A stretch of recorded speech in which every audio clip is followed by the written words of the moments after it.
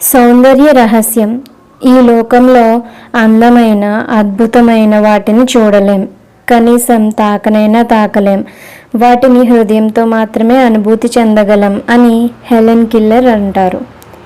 Confucius చెప్తారు, ప్రతిదానికి అందం ఉంది, కానీ ప్రతి ఒక్కరూ దాన్ని చూడలేరు అని. చార్లెస్ డిక్సన్ మాటల్లో, సంతృప్తి మరియు సంతోషాలు గొప్ప సౌందర్య కారకాలు. యవ్వన శోభను రక్షించడంలో దోహదకారులు. ఆనందాన్ని మించిన సౌందర్య సాధకం లేనే లేదు.